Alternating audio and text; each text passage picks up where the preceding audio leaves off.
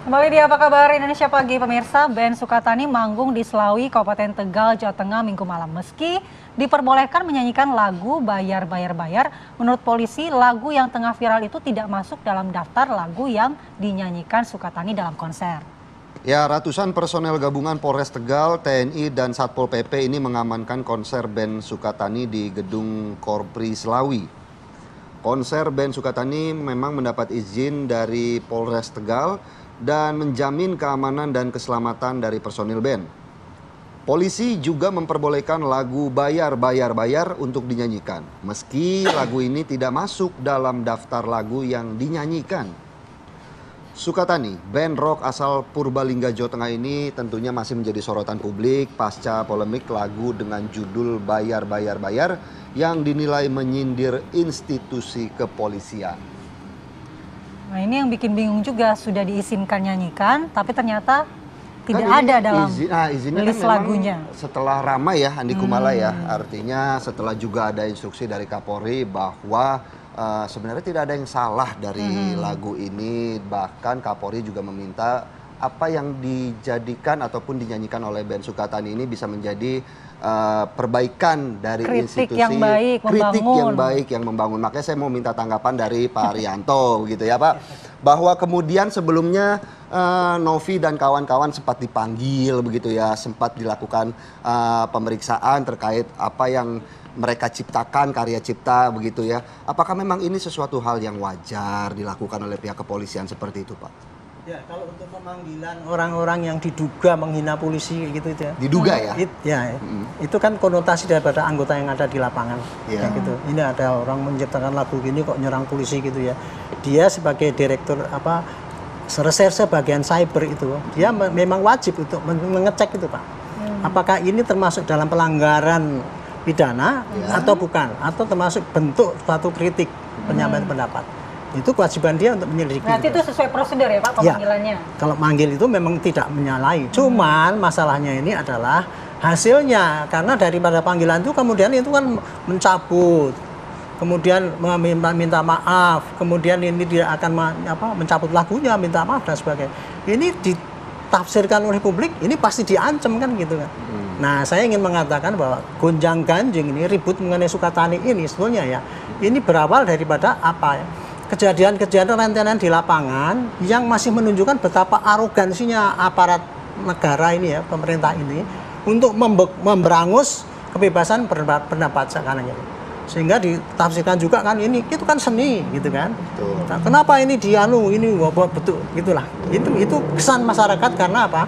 Karena tindakan-tindakan yang oleh aparat ambil itu walaupun tadi manggil itu tadi ya, ternyata menimbulkan ketakutan masyarakat kan untuk menyampaikan itu. Makanya itu dikonotkan sebagai suatu bentuk daripada pemberangusan. Tetapi kita lihat sekarang ya, kalau polisi secara umum ya, ini kan yang dikritisi kan polisi ya. Polisi itu ada tiga penafsirannya. Polisi sebagai institusi, polisi sebagai oknum, polisi sebagai fungsi. Gitu. Nah, tapi sebetulnya kan polisi ya. Nah, pencipta lagu sendiri mengatakan saya hanya mengkritik orang oknum kan gitu kan. Jadi bagian daripada polisi orang ini Orang ini juga ada dibagi lagi. Orang yang baik, orang yang buruk. Nah gitu, ini pencipta lagu kan hanya mengkritik pada polisi yang buruk kan gitu kan. Nah itu. Nah, sekarang kalau polisi institusi, Pak Kapolri sendiri, itu terhadap kritik itu, dia mengatakan kritik itu obat bagi saya, pahit tapi menyembuhkan daripada gula yang menyanjung saya tapi nanti bikin kita sakit kan gitu. Bahkan beliau kan ada duta apa itu ya, yang mengenai untuk kritik dan sebagainya, pelomba kritik dan sebagainya. Tetapi Pak, polisi daripada Kapolri ini Pak, belum tentu sama penjabarannya oleh pelapis yang terdepan gitulah. Jadi orang polisi itu ya, saya membuat perpol mengenai implementasi prinsip HAM di dalam tugas polisi. Bikin dulu Pak, polisi itu tidak boleh menghalang-halangi ya, apalagi dalam undang-undang mengenai kebebasan berpendapat itu ya, polisi dilarang untuk menghalangi orang menyampaikan pendapat sepanjang itu masih dalam rel yang benar gitu. Cuman penyampaian pendapat kadang-kadang ada juga yang caranya yang menimbulkan termasuk di dalam kriteria pelanggaran ITE itu tadi. Jadi intinya inilah.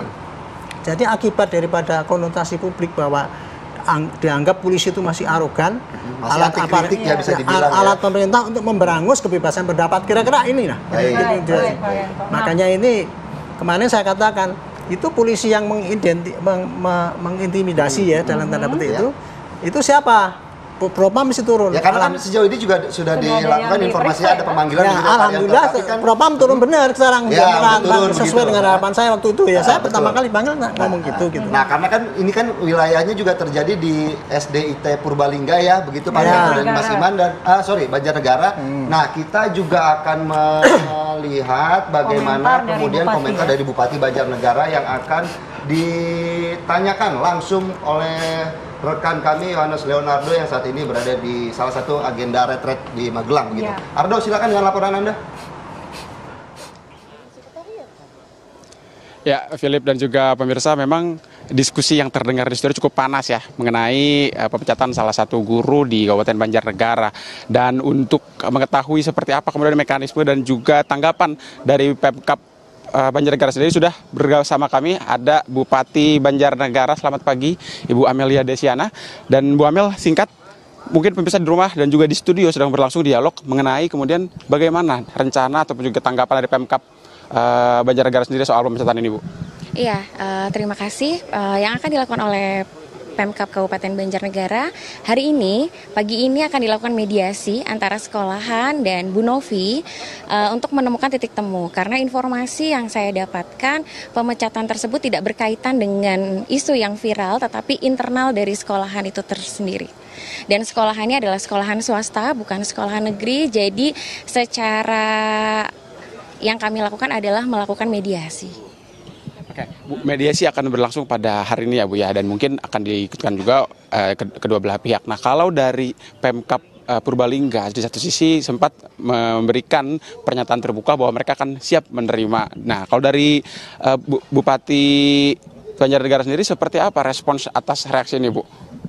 Reaksinya adalah saya berharap agar permasalahan ini tidak berlarut-larut dan tidak juga menjadi bola liar karena isunya berkembang menjadi sangat luas sekali. Harapan saya ini bisa diselesaikan dan jika memang sekolahan di Kabupaten Banjarnegara tersebut bisa melakukan mediasi dan melakukan negosiasi dengan Bu Novi, dan ketika Bu Novi masih menginginkan untuk bersekolah mengajar di sekolah tersebut, saya berharap ya sekolah bisa melakukan pendekatan yang lebih baik dengan Bu Novi. Artinya kalau mediasi nanti disepakati untuk kembali mengajar di Banjarnegara, dari Pemkab tidak ada masalah, Bu? Tidak ada masalah, karena tidak ada kaitannya antara yang viral dengan persoalan internal antara Bu Novi dengan sekolahan tersebut, gitu. Nah, kalau sampai sekarang, Bu, ini kan mediasi sudah berlangsung nih, Bu, akan berlangsung, Bu. Nah, bentuk komunikasinya gimana, Bu? Baik dengan Bu Novi atau mungkin dengan pihak kepolisian sendiri gimana, Bu? Sebenarnya antara Bu Novi dengan sekolahan pun juga tidak ada masalah gitu. Jadi makanya saya berharap mediasi ini untuk memutus mata rantai isu yang berkembang menjadi liar. Tapi kalau komunikasinya dengan pihak maksud kami dengan Bu Novi sendiri, Bu Novi dengan sekolah dan pemerintah hubungannya baik. Hubungannya baik-baik aja ya, Bu. Ini berarti nggak ada hubungannya dengan yang viral. Oh, ada hubungannya dengan